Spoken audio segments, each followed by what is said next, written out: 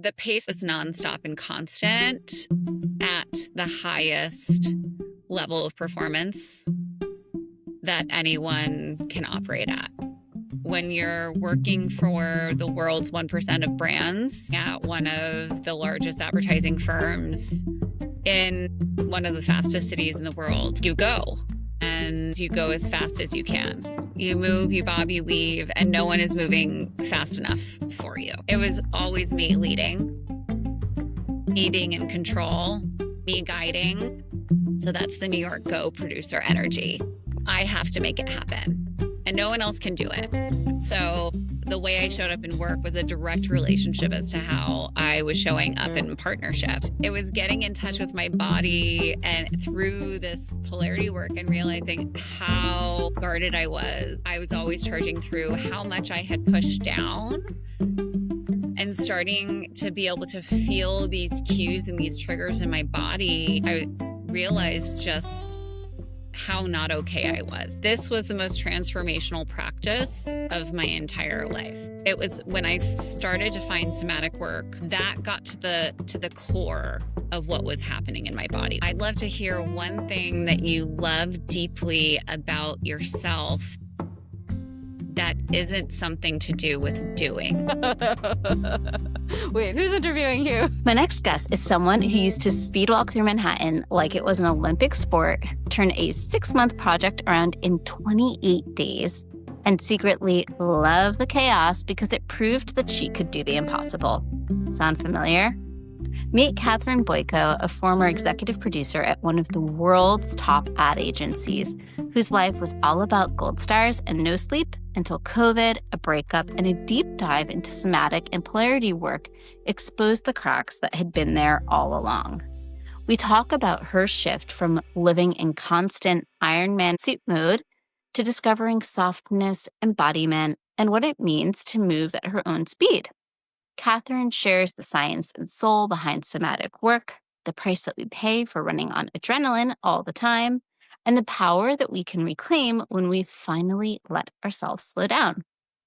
I also share some uncomfortable truths that I discovered about myself during my own session with Catherine, and she guides us through a 5-minute grounding practice that we can use anytime that we're spinning out. Let's dive in. Oh, Catherine, it is such a delight to have you on the podcast today. I was so excited when the universe conspired to bring our paths back together. We met through a mutual friend, and we were midstream, perhaps, in our life transition points. And we've both stepped into some really beautiful new identities since that point. So 2 years ago, let's rewind. Where were you, and who was Catherine then? I mean, she wasn't even Catherine. She was Katie then. I was an executive producer at McCann Erickson, one of the world's largest advertising firms, working for probably the world's top 1% of businesses. And I was working nonstop, and I lived in New York City. I owned an apartment there. I was Miss Overachiever, perfectionist, type A, high success, high drive, go, go. I don't know anyone like that. I don't either. This time 2 years ago, I was wrapping up a shoot probably in South Africa for a client. So it was always like this flow, this stream, this going. I got to travel the world and work with amazing directors and celebrities at times. Yeah, it was a very, very different life. What was the pace of your life like, and what did that feel like to you? The pace of that was nonstop and constant at the highest level of performance that anyone can operate at. When you're working for the world's 1% of brands, the Fortune 500 companies that are incredible clients, but also have high demands, and working at one of the largest advertising firms in one of the fastest cities in the world, you go. And and you go as fast as you can. Even though I'm not that tall, I was typically the fastest person walking on the street. You move, you bob, you weave, and no one is moving fast enough for you. Mm-hmm. And at the time, did you like it? I would say I lived for that through my teenage years, through my 20s, through my mid 30s. I lived for it. I thought that that was the achievement. I thought that was the pinnacle of what I could achieve. And I wanted that gold star. If you were saying this is fast, I would be like, I'm going to go faster. So I was put on a project for one of our clients that is a process that should have taken at least 5 months. We did real people casting, which is always a very slow process. And we did, locations, writing the script, etc. All of that should really, from the time it arrives to me, it should be anywhere between like a 3 month process is kind of truncated to, depending on the script, it could be a 6 month process. You just never know. And real people casting takes a long time.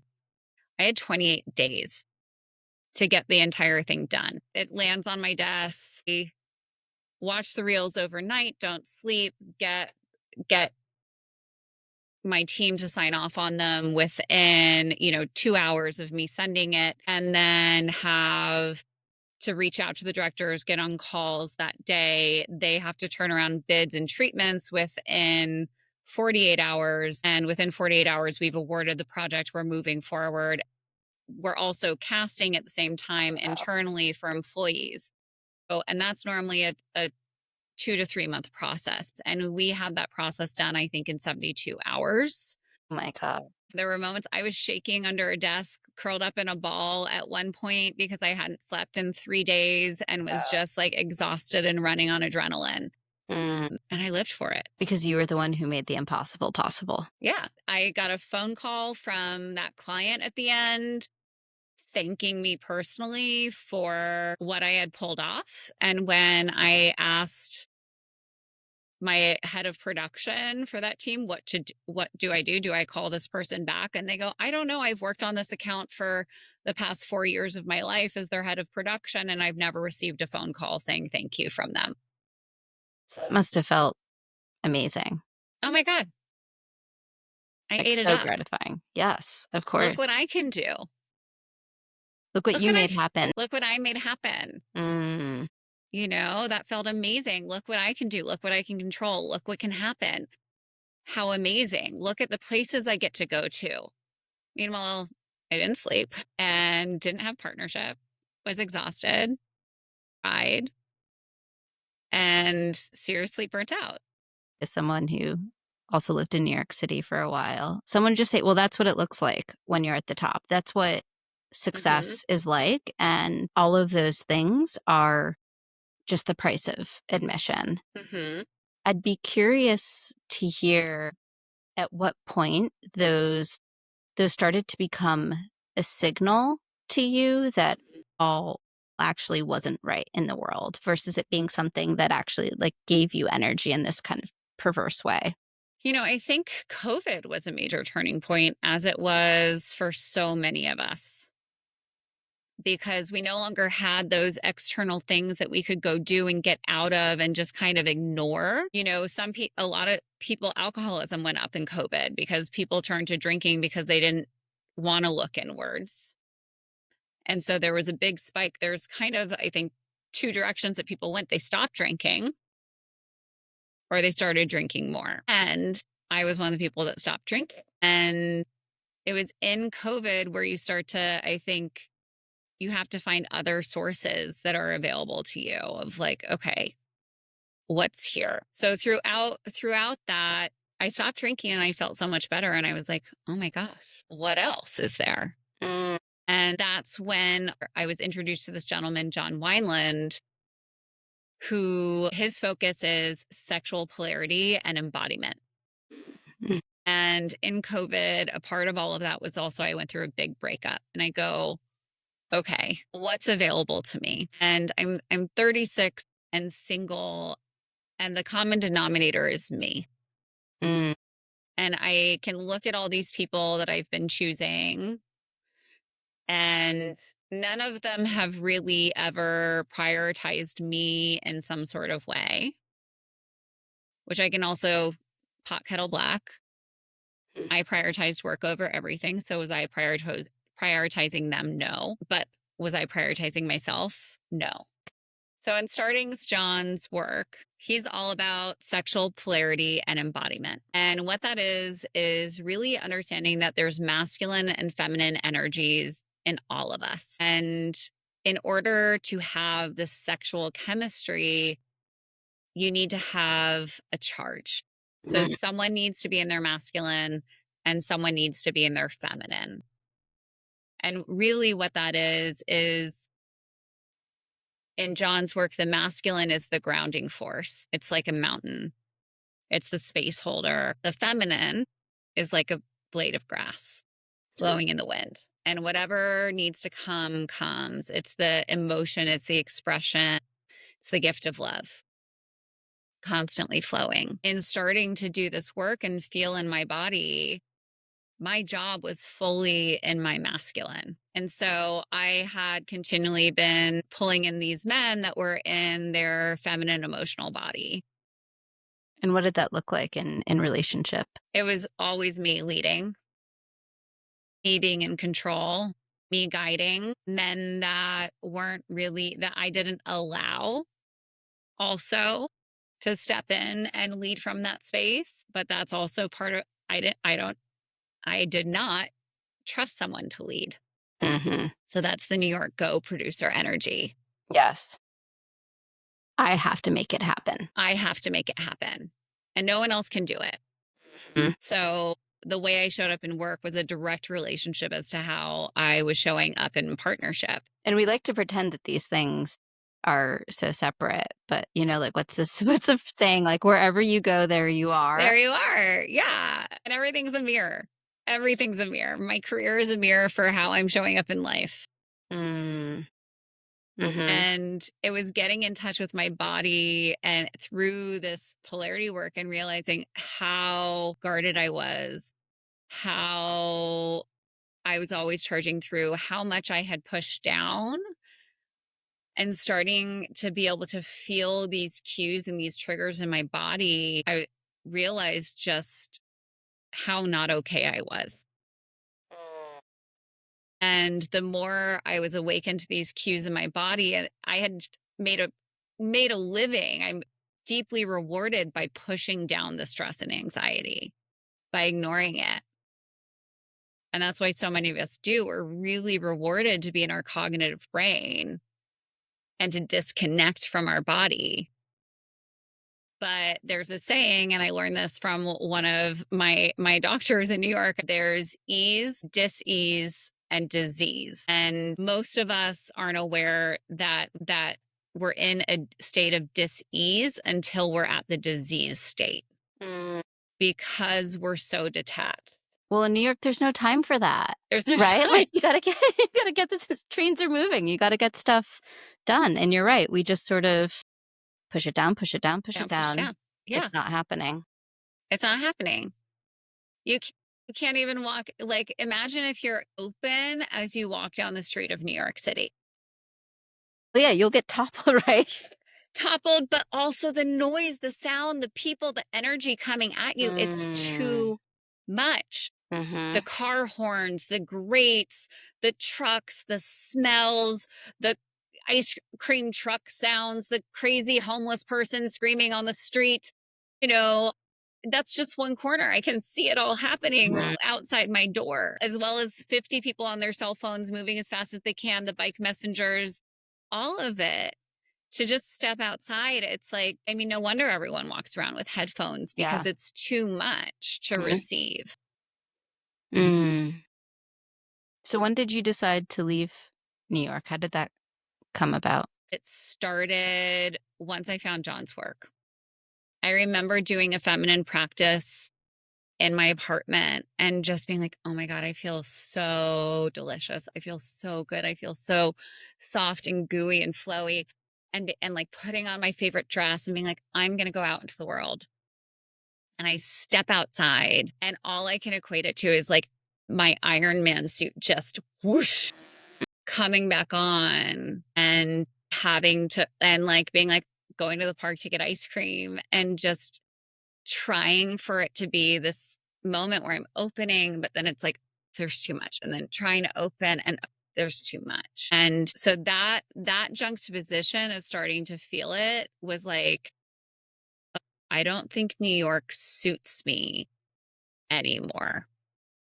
And then having access in COVID to be in the countryside and like have access to hiking every day and starting to experience something different was really what started to plant that.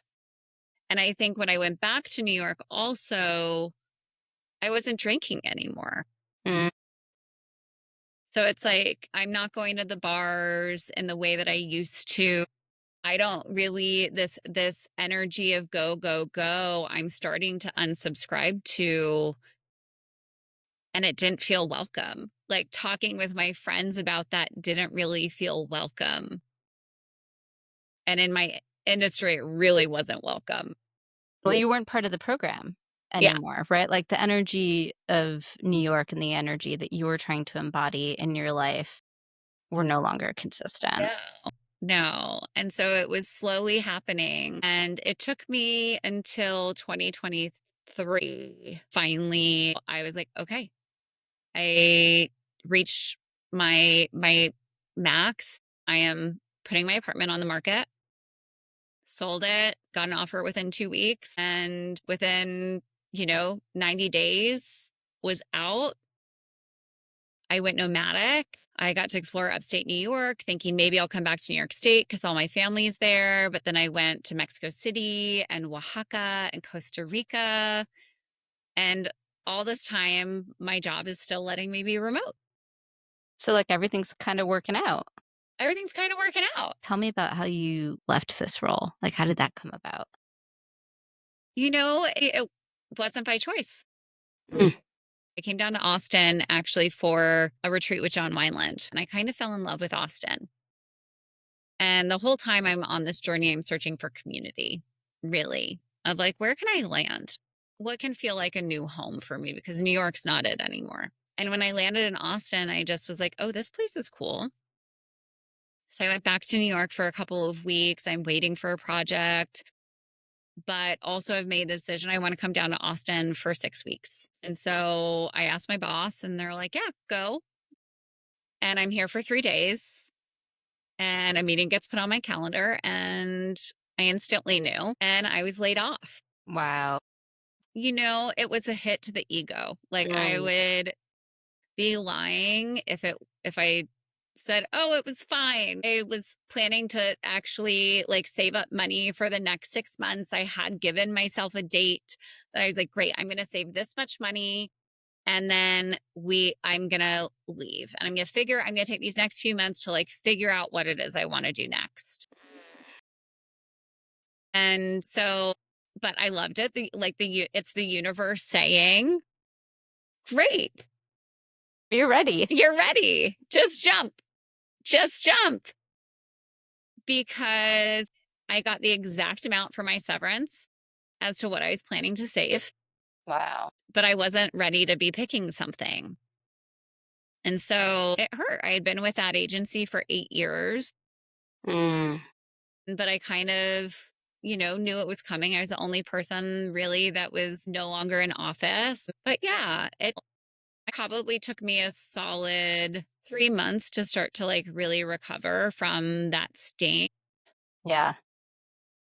because it had been my identity for so long and I didn't know what my identity was next. And coming from New York and coming from this space of achieve, achieve, achieve. Well, who am I if I'm not achieving? Mm. Yes. Like you were the overachiever and then you got pushed out of the nest. Yeah.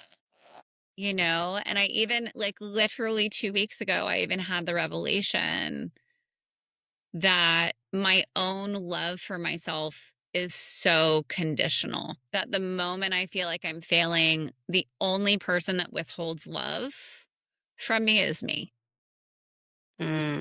If you don't mind, can we Yeah. like dive into that a little Yeah. bit? Because I think, as you were talking, I'm just like, oh, I know someone like that. Yeah. I think I know a bunch of people. I think I know thousands of people I like think that. I know a bunch of people Yeah. like that. I guess, how did you realize that your love for yourself was so conditional, or what was it conditional on? Like, what did it hinge on? I'm now a small business owner. I'm building up a coaching practice. I have dreams of creating various courses and helping other people feel more connected to their bodies, to embrace their sexuality and their sensuality.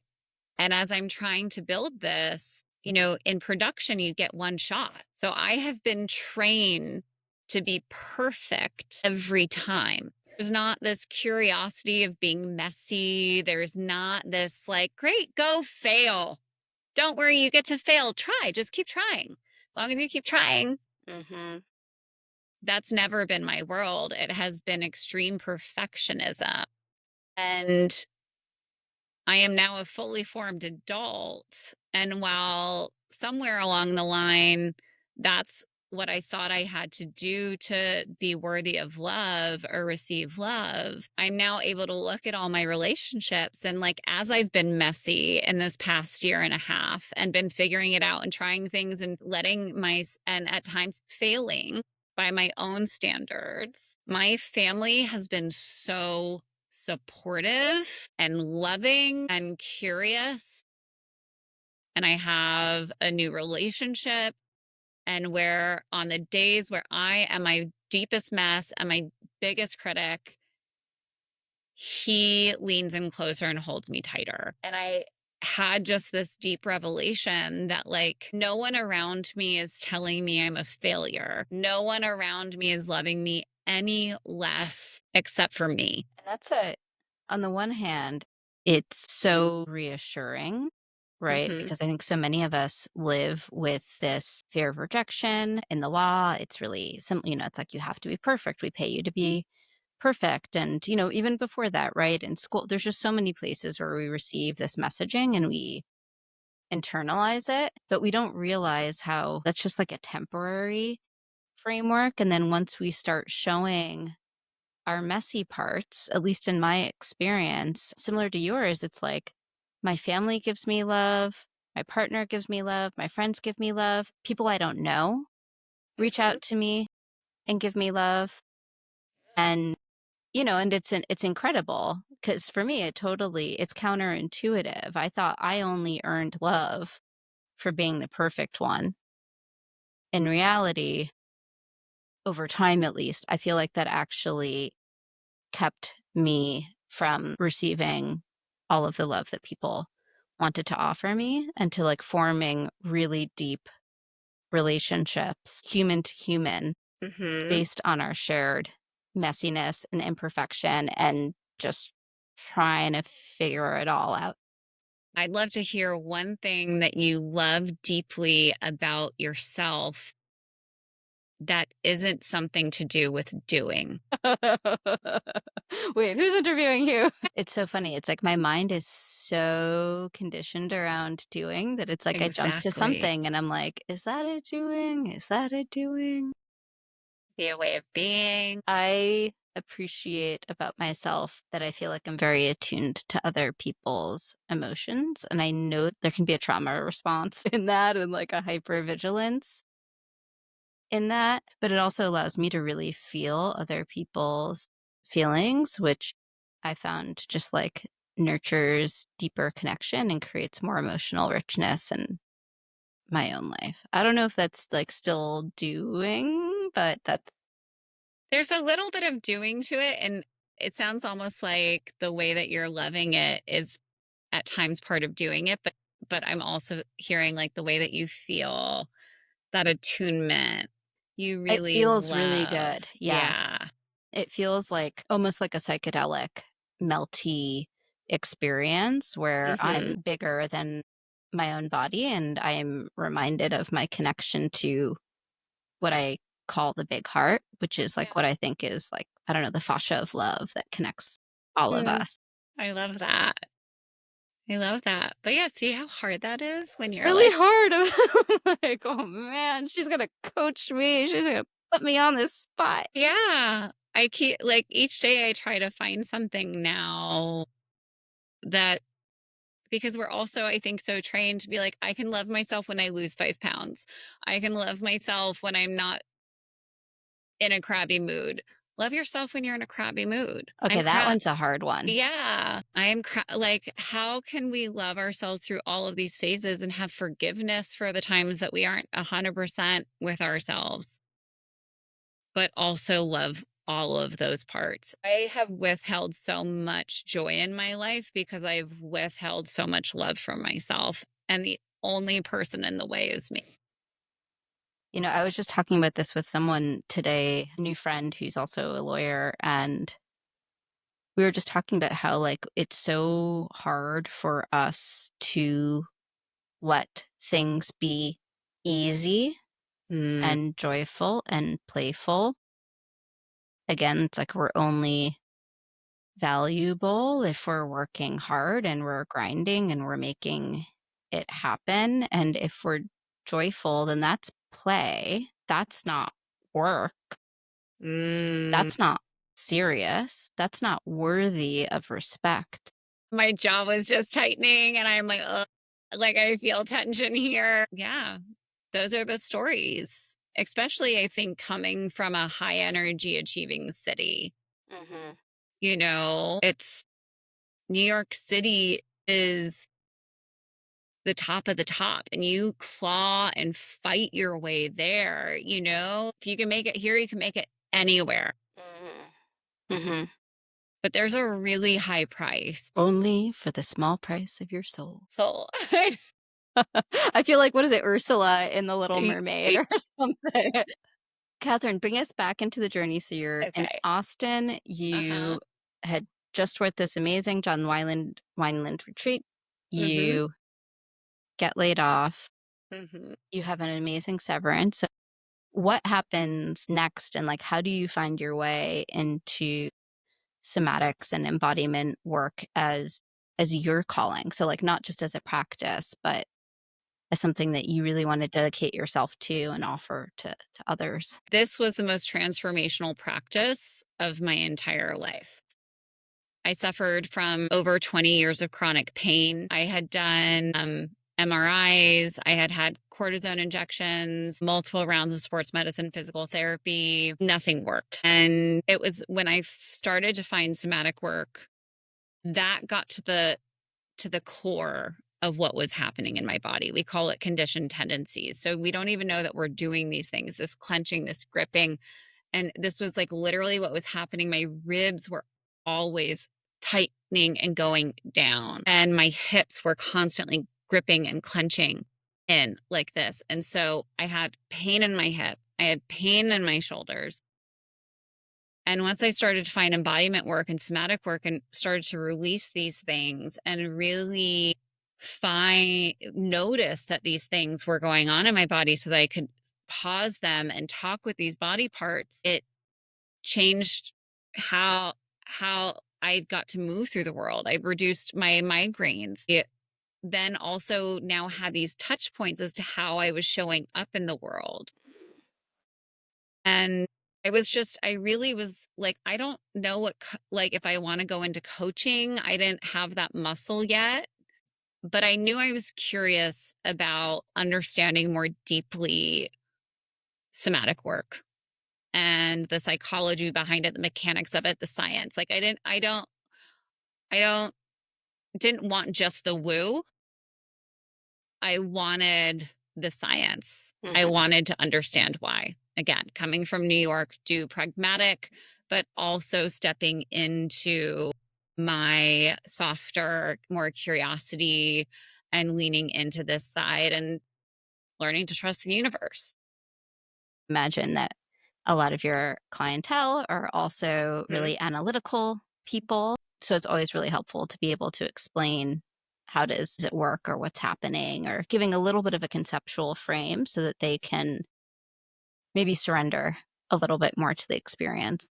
Absolutely. Absolutely. And I've worked with, a wide array of people, but when I'm holding space, I'm in my masculine. So as I'm guiding someone, but I'm using that attunement that I now have, and I'm able to invite them into their feminine and create that safe space if that's what that client is desiring.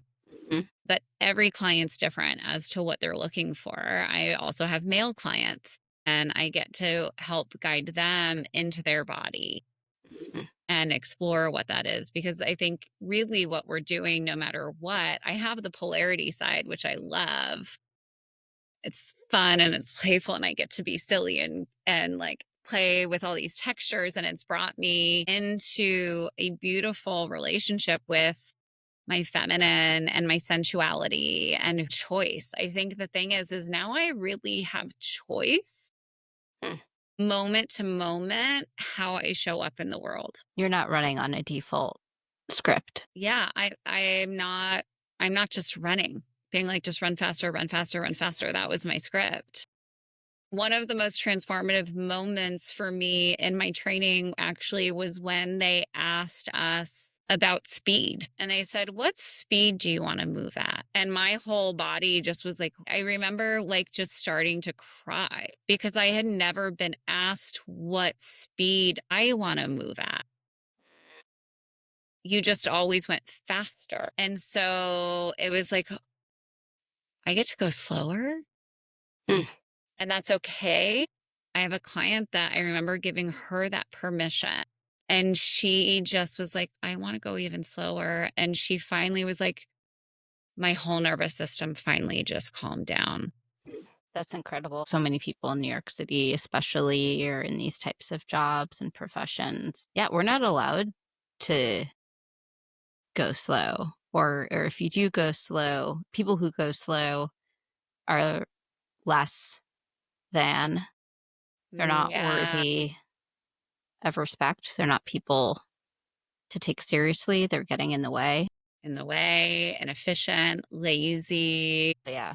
not smart enough, not ambitious enough, not driven, not showing up. And we can't be any of those things. No, no. Hmm. How dare you take up space or claim a need as a human being, even hormonally, like what women go through and what men go through. Yeah, Men do you have want to a, talk about that a bit? What does that look yeah, like? we can even, men have a 24-hour hormonal cycle. So, how they wake up and how they go to bed, like it's a daily flow. Men have a month-long cycle. Our hormones differentiate day to day. And I'll remember someone told me and it was so beautiful to me when she said, women kind of go through all the seasons in a month.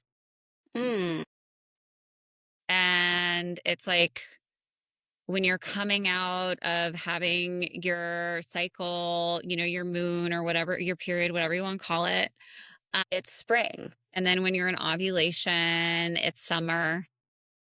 You're feeling sexy and alive and everything's in bloom. And then leading up to your period that week before, it starts to be fall. And you might get a little more tired, and you're prepping to hibernate. And then, leading like the day or so before, it's winter. And you want to really be in that cave and snuggled up. But and when someone explained that to me, it's changed how I started to treat myself during my cycle, and that I could slow down. It kind of gave me this permission within myself to say, no, right now, what my body wants is to be hibernating rather than fighting it and making it wrong and having more coffee and taking all the Advil and just pushing through. I became a little more gentle with myself. So you like listened to what your body wanted and honored that. Yeah. And it's something that like women, we all know, but like, men never get to have this experience, and it's really not made okay. you know, how dare you? So I think that's a good transition to talking a little bit more about the somatics work. For people who aren't familiar, what is somatics in a nutshell? Yeah. So somatic work it refers to the Greek word, the soma, which is the body.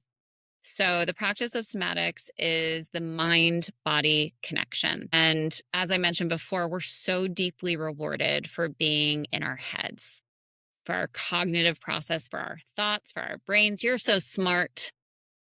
What are you doing? What are you achieving? What's your to do list?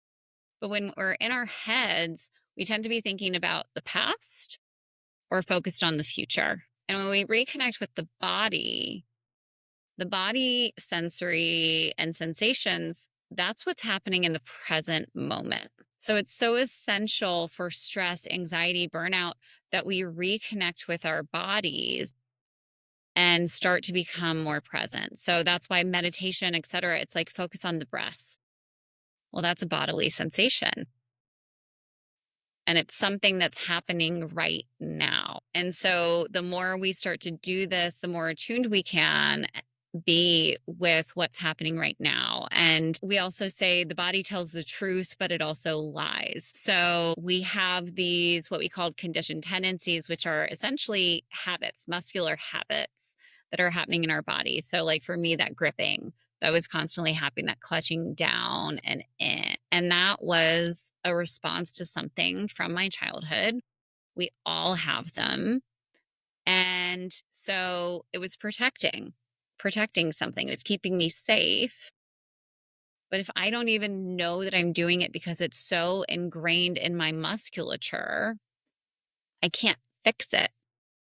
So I had all these shoulder problems, and any amount of physical therapy would never fix it until I actually got recognizing that I was gripping and clutching down. I do what's called somatic experiencing. In a coaching session, we'll have a focus and then we'll dive into the body.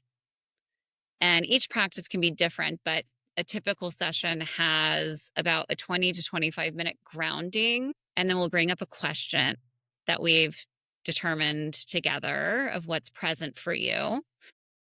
And then we'll just notice what changes. And there might be something right away that's like, whoop, right here, I need to talk to you. And when we feel that, that's something that needs to be witnessed, seen. And a lot of times we can start to dissolve that, or we now know this felt sensation so that when it comes up, we can be attuned to it and feel it in the body before the brain even catches up. You have now this physical trigger and it's like, oh, I know what that is because I've talked to it. I now know what that's protecting, and we now get to make a different choice. So this is where the body is telling the truth from childhood, but it's lying for what's in the present day. Hmm. So it's saying I'm not safe, but we're now fully formed adults. Do we get to make a different decision? Are we safe? And so these things that used to keep us safe as a 7-year-old aren't keeping us safe as adults. They're often holding us back. Yeah, so we did a session together a couple weeks ago, and it was really illuminating for me because I think as a meditation practitioner, I like to think, oh, like I have a good sense of like what's going on in my body. And I similarly have like a chronic shoulder pain. And I love the grounding meditation that you did, just even as a meditation practitioner myself. I was like, oh my God, it feels so beautiful to be like led through this and to be led through it in a way that developed like a really detailed understanding of my body. It was like the most detailed body scan I'd ever done. And I realized that I had this pattern of like, I need to batten down the hatches. And like I'm the little turtle, I have to put on my turtle shell and protect myself from the world. And it's actually that phrase, like batten down the hatches, is something that I've returned to a few times since our session, because to your point, it's such a default mode for me that I might not realize that I'm in it But if I notice like, oh man, I'm doing this thing where I'm like pulling my shoulders up to my ears and getting really tight in my back,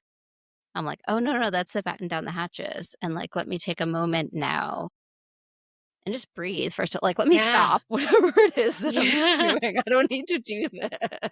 And to your point, like move out of this childhood pattern and try to see what other choices are available to me in the moment. Yeah. And how does that feel to now have that choice point? Well, one, it's amazing to know that I'm like, oh, that's the reason that my back and my shoulders hurt all the time. That I'm like, oh, this mystery pain is, there's maybe less mystery to it than I thought. Yeah, and it's great to just know, yeah, that I can stop and make a different choice, that it doesn't have to be like this. And I think that so often many of us can, yeah, feel like disempowered or feel like victims to our experience, or especially as we get older, um, it feels like our bodies are betraying us in different ways. Or, man, everything's falling apart and this hurts and that hurts. Whatever. It's, I guess this is how you know that you're turning 40, is that everything starts to hurt all the time. They warned me, but like, here it is. But yeah, to now have some language around it and some ability to start to shift it is huge. And then the other really big thing that came out of that session. So I have 2 kids now. We had to shift around spaces in my house. I realized that I didn't give myself a space in the house for me, like not one that's real, not one that has a door. I sort of just like put a little desk in a nook in the middle of the playroom, and lo and behold, my son walked up during our session, and he's so sweet and he's trying to give me treats, and he's wonderful.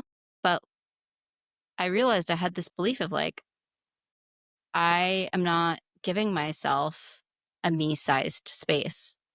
And then we flipped it into like, I deserve to take up an alley-sized space. I remember I said that, and you're like, at least. And I was At like, least. at least. So, well, today, for this podcast, I was like, all right, I'm going to move into a different space. I'm going to be back into my old office, and coordinated that.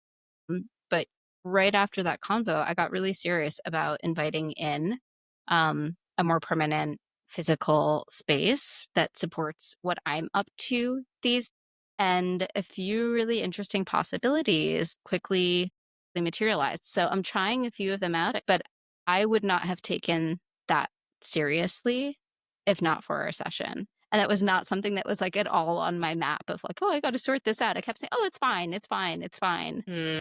And then during our I was like, no, I am not fine. I'm not okay with this. And I get to fix it. I'm so proud of you. I was so excited to tell you. I am so proud of you. Thank you. Thank you, really. That is like, once you feel that, you can't go back. I think that's like what makes somatic work so beautiful, is because now that you feel, when you're battening down the hatches, when you feel that you're not taking up space for yourself, it's like the whole world opens up for you. Now you realize that you have choice. You have choice to pause and say, we don't need to batten down the hatches. Everything's fine. It's going to be fine. Is there a mess? Has everything exploded? You get to choose into like frustration or anger or whatever in that moment, or you get to choose, this is life and this is joy and the moment's right now. But if we're always in our heads, then we're like, the right now then feels like an interruption to the to-do list. Yeah, this was not the plan. This was not the plan. Not supposed to happen like this. No. The sooner that we can let go of the expectation or the attachment to outcome, the happier we can be. Amen to that. It's a big lesson of like expectation versus reality, and just letting go of our attachment to those expectations. Because the disappointment lies in the attachment to the outcome. That's where the it's not going according to my vision. It's not happening how it's supposed to be. Well, it's actually happening exactly how it's supposed to be if you allow yourself to see it. And what I think is beautiful about that is that in the allowing ourselves to really see the moment, we take back so much creative power. So it's not just the Yeah. power to influence it and, oh, I'm going to put it back on course. It's like we can actually see the situation and be like, okay, this is possible. This is not possible. What can I come up with that's like fresh and real Yeah. and feels good to me? Yeah. What I love is within somatics, one of like, as we even did in our practice, is like feeling into the front body and like feeling into the back of you, like energetically feeling into the back and feeling that, this represents your past. This is a space behind you that has all of your ancestors and the past versions of yourself and all of the moments of your life leading up till right now supporting you. Mm. But then in the front body, when you feel into that space, that openness, there's a million possibilities available to you. It's not just one path. I can go on various elements of degrees, and those are all opportunities or options. It just depends on which way or angle I decide to step. The misstep is when we think that there's only one. Mm. Hmm. Yeah. And I think that to your point, even like the grounding exercise that you led us through really provided that sense of like possibility. Cause like, you talk about the backspace. I was like, I can't remember the last time I like thought about the back of my head or like, other than, or my shoulder, right? So I think about my shoulder. Oh, that hurts me. That's bothering me. But to have any Hmm. sort of like curious or positive sense of awareness of like, I don't know, what do your calves feel like right now? Like, what's going on over there? And we're like, I don't know. Yeah. What about the inside of your Oh, elbow? yeah. Like when was the last time? For me, one of the biggest ahas was when someone's like, feeling your armpits. And it was like, oh my God, my armpits are exhausted. Like they're so tired because I've been clutching down and in with my ribs. Like, what does width feel like in your armpits? Oh, that just like expands everything out in my body. And it feels so good. It feels so nourishing to let that space out. And our armpits are doing so much work of expelling. It has our glands and it's like purifying and filtering our body. And we've made them these disgusting things. Yeah. So it's just like, how can we be gifting space to every bit of our body? So, Catherine, I'd be curious, is there like a short version of a somatics practice or awareness practice that we could? And there's one that I think is also a really beautiful entry level practice, and we call it the tree practice. You could do this seated, standing, or laying down. I recommend either seated or standing, but what I love about somatic work is it's listening to what you need and gifting that to yourself. It's not about forcing anything or making it wrong. It's not about observing and letting it go. It's about observing and being with and letting it expand and flow wherever that wants to go and witnessing it. So the invitation is to soften your gaze or close your eyes. And first, bring your awareness to your feet and just noticing what it feels like to have this contact with the floor, with the earth. Maybe even playing and getting a little curious about how it feels to be standing there, maybe adding a slight bend to your knees and finding a position that feels good for you to surrender and feel this weight of gravity and this connection to the earth.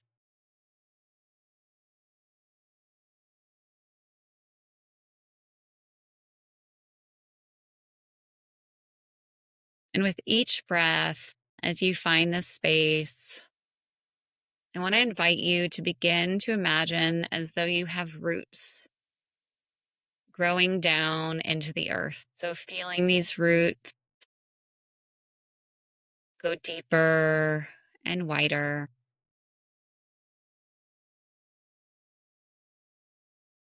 helping them to ground you into the earth. The root system of a tree often goes as deep and as wide as it is tall and wide. So, really feeling those ground you and support you.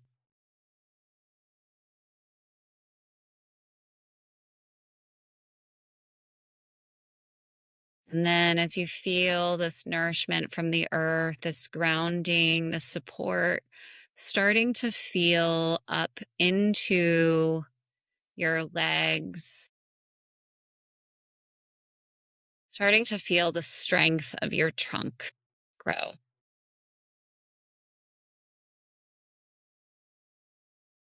So feeling these deep, wide roots and this beautiful, strong trunk growing up through your legs, through your pelvis, even up through your torso.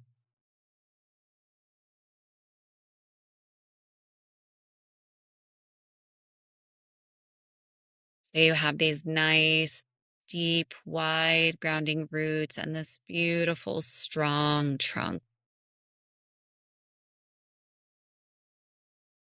And as you're here, maybe even feeling a little bit of movement, feeling almost as though the wind has you.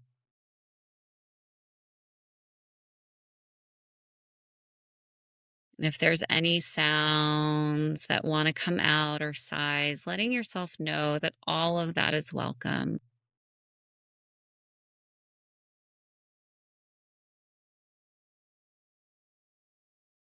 And then when you're ready, even feeling if you want, as you start to sway a little, you can start to bring up your arms as though they're branches and your fingers, the leaves,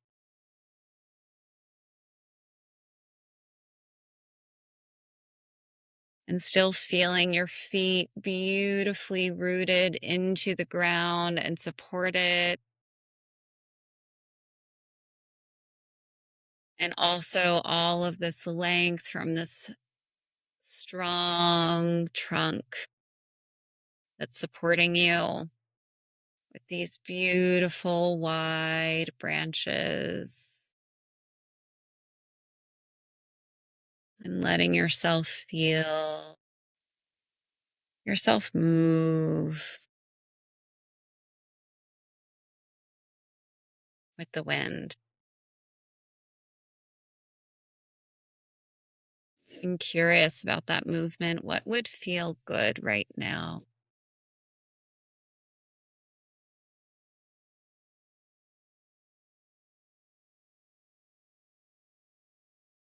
And letting yourself breathe. Maybe even feeling the sun nourishing those branches and feeling the nutrients from the earth.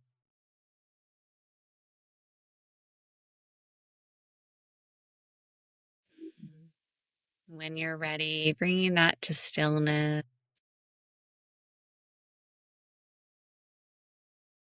bringing your arms down.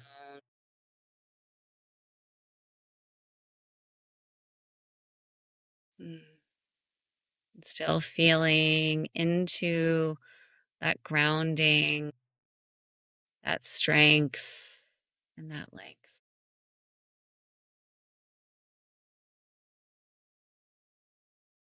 Feeling into that. And as you come back to the room, noticing if you can continue to tap in to what you were just feeling and what was just cultivated. Hmm. Thank you. That was very cool. Anything come up for you? So really felt, I really felt my feet growing the roots. I had that feeling of being supported and grounded. And then it was cool because my legs very much actually did feel like a trunk. Mm-hmm. And then I noticed, though, that when I started to grow the branches, and I was comfortable bringing in like a little bit of movement when I was a trunk, and I was less comfortable with the movement when I was branches. So it was just interesting to see that come up. Like it wasn't a long time, but it was like a moment's thought. And then I was just like, surrender, just like see what it's like to be the tree and what kind of movement feels good. This is a great practice for when you're feeling dysregulated, feeling your own inner strength, Mm-hmm. and then not being paralyzed or firm in that strength, but allowing back in some flow. Trust me, I used to would have judged you or anyone doing this practice. It would have been something in my past life where I've been like, be a tree. But it really is a beautiful progression of like, okay, great, ground, feel support, especially when you can't count on anyone else. Like if you don't have someone to co-regulate with your nervous system, like, great, let me find my breath. Let me feel the support of the earth. Okay, I am strong. Feel how strong I am.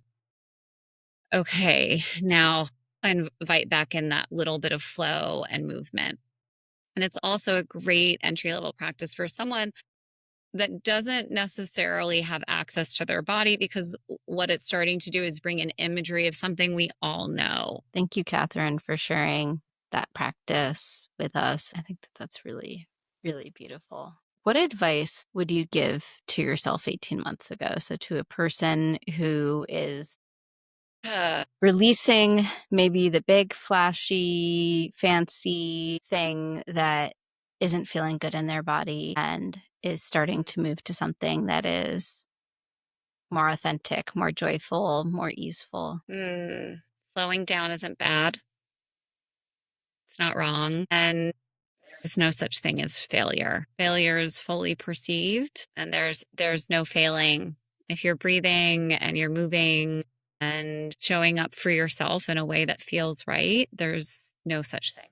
That's a perfect note to end on. If people want to follow your work or work with you, where can they find you? Yeah, my website is somaticcat.com, and you can sign up there for one-on-one sessions. And I'm working on a program right now that might be available all around this idea of how can we gift ourselves more love unconditionally. And you can find me at Somatic Cat also on Instagram. Amazing. Catherine, thank you so much. It was just such a pleasure to share time and space with you, and to really have the chance to like dive into these practices again. And like I said, even our session together, we just worked together one time, really had some powerful unlocks to me. So I'm just so grateful for what you're putting out there into the world.